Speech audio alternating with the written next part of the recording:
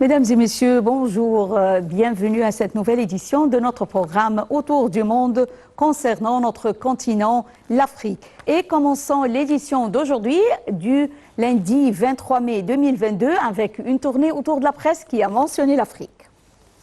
Et commençons notre revue de presse avec 6.gov. L'Organisation générale de l'information, le ministre de l'eau et de l'irrigation, Mohamed Abdel Ati, a affirmé que l'eau constituait le pilier clé du développement dans tous les secteurs, jugeant important le renforcement de la gestion des ressources en eau et la fourniture du financement nécessaire pour relever les défis qu'affronte le secteur de l'eau en Afrique. Dans un communiqué publié jeudi, M. Abdel Ati a fait état de la tenue d'un atelier de travail sous le thème « Système d'observation et de notification pour le secteur de l'eau et l'assaisonnement en Afrique ». Cet atelier fait partie des préparatifs en cours pour le lancement d'une campagne de calcul des indicateurs du secteur de l'eau et d'assaisonnement en Afrique de l'année 2022.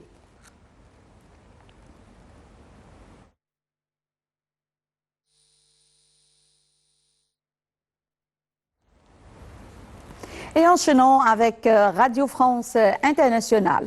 Au Burkina Faso, les forces armées repoussent une attaque contre le détachement militaire au Bourzanga dans la région du centre-nord. Des hommes armés ont attaqué samedi au Petit, ce détachement situé dans une région où les incursions des groupes armés sont fréquentes.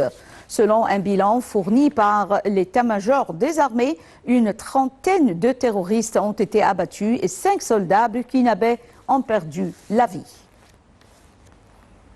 Enchaînons avec Jeune Afrique où nous lisons « Rentrée d'Abu Dhabi le 8 avril sur ordre de Mamadi Doumbouya, l'ancien président, est reparti se faire soigner à l'étranger. Direction cette fois la Turquie, selon le texte lu par la lieutenant-colonel Aminata Diallo, porte-parole du Comité national des rassemblements pour le développement. Cette décision est motivée par le souci du respect de la dignité et de l'intégrité de l'ancien président, mais aussi par des raisons humanitaires. Et terminons notre revue de presse africaine avec France 24. Un couple d'Italiens et leur enfant, ainsi qu'un ressortissant togolais, ont été enlevés dans la nuit de jeudi à vendredi à Sinchia, dans le sud-est du Mali. Une localité située à une centaine de kilomètres du Burkina Faso, pays où plusieurs Occidentaux ont été kidnappés ces dernières années.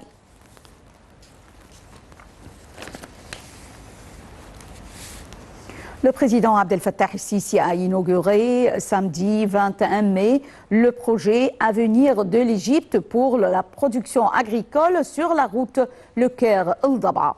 Ce projet vise à maximiser les opportunités de production, à fournir aux citoyens des produits agricoles à haute qualité et à des prix raisonnables, à combler également le fossé entre la production et l'importation et à assurer la sécurité alimentaire et l'autosuffisance en matières premières stratégiques. Dalia Karam nous donne plus de détails.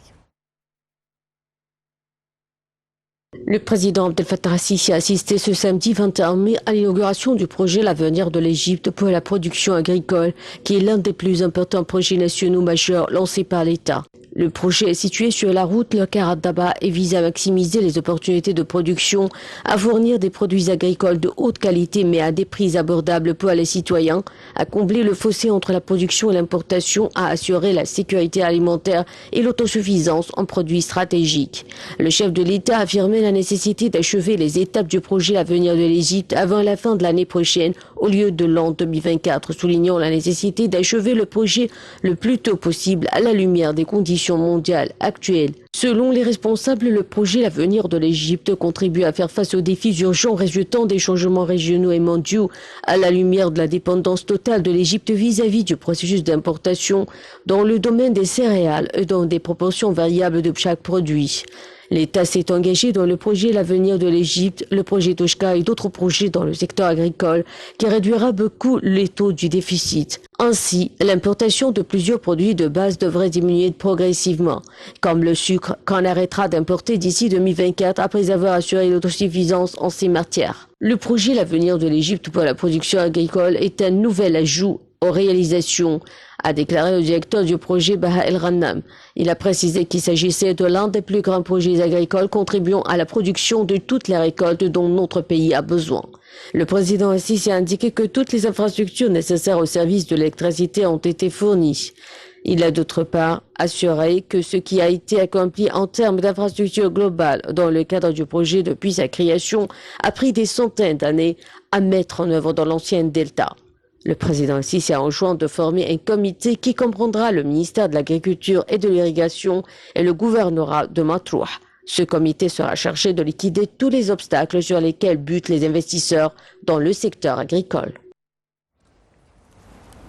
Le président Abdel Fattah el-Sisi a déclaré que les coûts des projets agricoles sont beaucoup plus élevés que tous les autres projets dans la région du delta du Nil, où la bonification des terrains est effectuée dans le désert. Cette démarche nécessite des méthodes d'irrigation plus sophistiquées, contrairement aux terres parallèles au Nil. Le président a fait cette déclaration lors de son inauguration samedi dernier du projet Le futur agricole de l'Égypte, qui est situé sur la route Le Caire-El Dabra. Et pour avoir plus de détails, j'ai le plaisir d'avoir avec moi en ligne Dr Raouf Ghafar, expert en économie, qui va nous jeter la lumière sur ce projet agricole. Bonjour Dr Raouf Ghafar. Bonjour. Bonjour. Tout d'abord, la superficie agricole au projet est de 1,5 million de fédans, ce qui représente 50% du projet New Delta ou le nouveau Delta. Tout d'abord, veuillez nous jeter la lumière sur ce projet et également le projet du nouveau Delta. C'est un projet excessivement stratégique et ambitieux.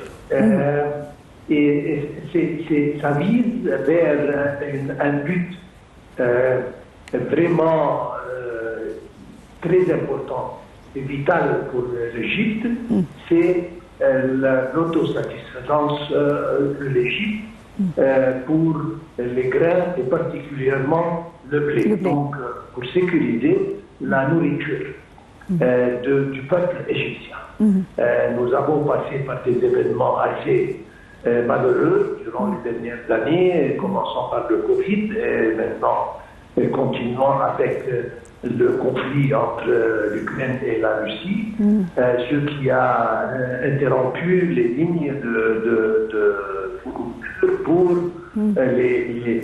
l'exportation du blé en particulier, en provenance de ces deux pays qui sont les deux plus grands exportateurs de blé pour l'Égypte et pour beaucoup de pays dans le monde. Donc, c'est une leçon qui nous a appris qu'on doit dépendre sur nous-mêmes et non pas sur n'importe qui, surtout en ce qui concerne notre nourriture. Nous savons que le président, l'administration font tous les efforts pour sécuriser des réserves raisonnables qui peuvent nous suffire pour de longs mois, mais en principe, non, ça ne suffit pas.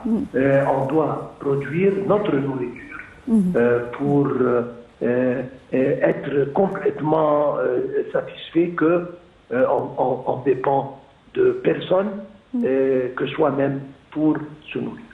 Quel sera, selon vous, l'effet de ce grand projet national sur l'économie égyptienne à l'avenir?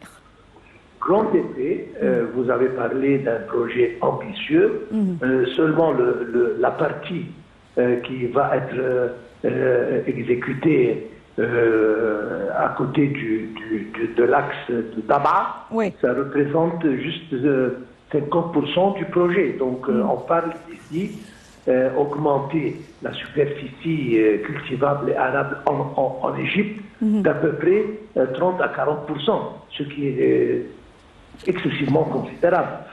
Donc ça a pour but comme on dit, 40% d'augmentation dans la superficie, c'est-à-dire 40% de production. Oui, et oui.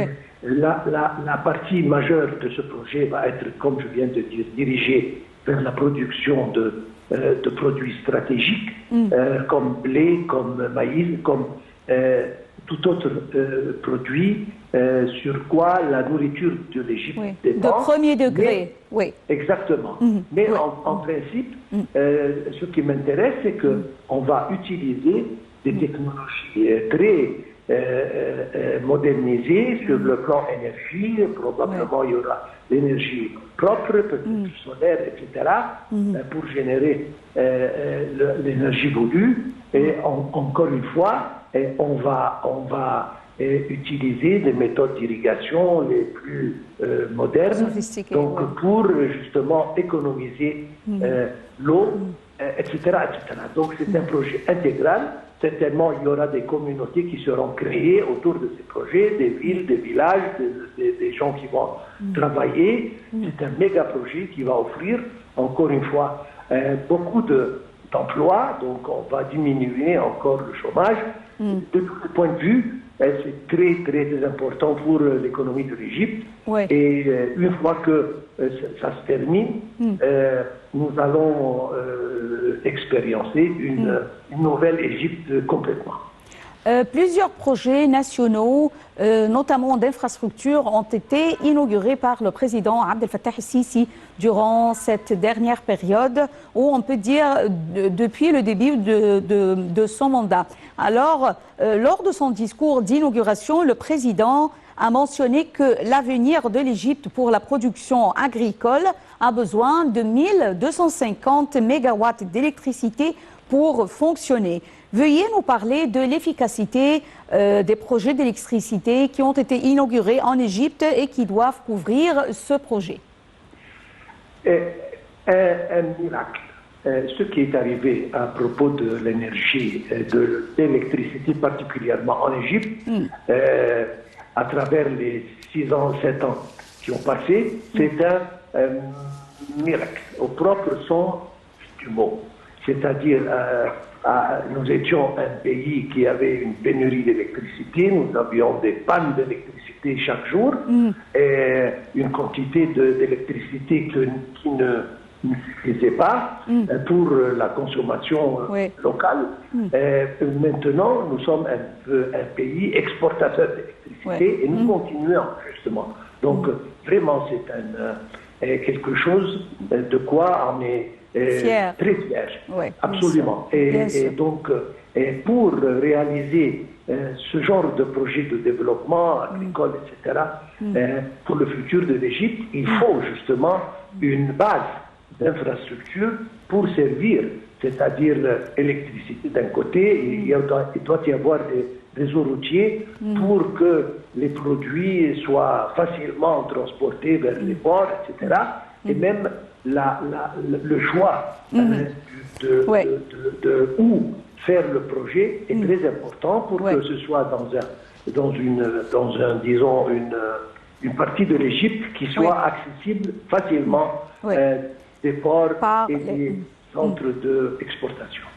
Je tiens à vous remercier infiniment, Dr Raouf Ghafar, expert en économie, pour ces informations.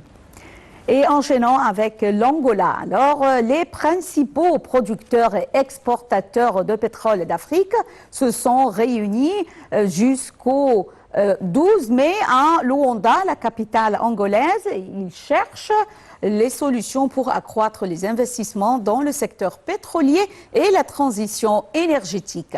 Dalia Karam nous donne plus de détails. Le manque d'investissement dans le secteur pétrolier et gazier africain au cours des dernières années a entraîné une forte baisse de la production. Les principaux producteurs et exportateurs de pétrole d'Afrique se sont réunis jusqu'au 19 mai à Luanda, la capitale angolaise. Ils cherchent des solutions pour accroître les investissements dans le secteur pétrolier et la transition énergétique. Avec l'embargo partiel sur le pétrole et le gaz russe, l'OPEP et ses alliés s'étaient fixés comme objectif de conquérir une plus grande part du marché mondial. Mais cela ne s'est pas produit. En mars, l'Angola et le Nigeria, selon les données de l'OPEP, ont représenté près de la moitié du déficit de l'offre de pétrole sur le marché mondial.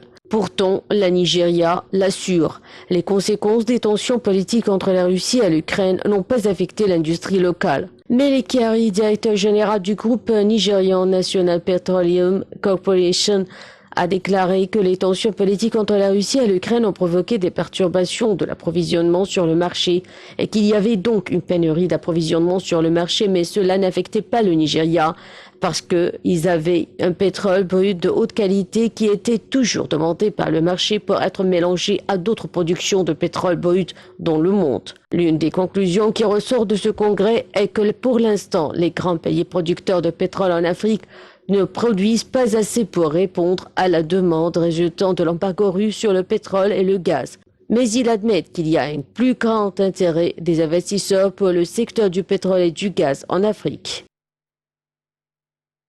Mesdames et messieurs, nous arrivons à la fin de cette édition de notre programme Autour du monde concernant notre continent, l'Afrique. Mais avant de vous quitter, je vous propose ce commentaire signé Shamseneni. Alors, à l'occasion de la Journée mondiale de l'abeille, l'Organisation des Nations Unies pour l'alimentation et l'agriculture, FAO, célèbre la diversité des abeilles et des systèmes apicoles. Voyons ensemble. Merci et au revoir. Ils sont des pollinisateurs importants, mais elles sont menacées par la perte d'habitat et les pratiques agricoles. Selon l'Organisation des Nations Unies pour l'alimentation et l'agriculture, environ 90% des espèces de plantes sauvages à fleurs dans le monde dépendent de la pollinisation, de même que plus de 75% des cultures vivrières et 35% des terres agricoles mondiales. Selon la FAO, la production alimentaire mondiale annuelle dépend directement des pollinisateurs pour une valeur de 235 à 577 milliards de dollars. Selon un apiculteur du comité de Kitui au Kenya, il affirme que le manque de précipitations et d'utilisation de pesticides pour lutter contre l'invasion de criquets de 2021 ont dévasté ces ruches. À côté de moi se trouve mon ruche qui compte plus de 20 ruches. Les 2 ruches ont été colonisées et l'année dernière, nous avons eu des difficultés. Il n'y a pas complètement plu à cause du changement climatique. En plus, nous avons eu une invasion de criquets. Les mécanismes utilisés pour les contrôler étaient les pulvérisations qui ont été affectées par l'apiculture. Et encore une fois, l'utilisation des pesticides par les agriculteurs des environs, je peux l'attribuer à la perte de mes colonies. Dans une ferme voisine, l'un d'eux prépare un mélange de pesticides pour protéger ses cultures des parasites et augmenter son rendement. Les abeilles ne sont pas sa préoccupation. Au cours des 30 dernières années, les populations de pollinisateurs se sont effondrées dans le monde entier pour diverses raisons, notamment l'exposition aux pesticides et aux herbicides, les ravageurs et les maladies envahissantes, la perte d'habitat, la disparition des espèces et de la diversité génétique et le changement climatique.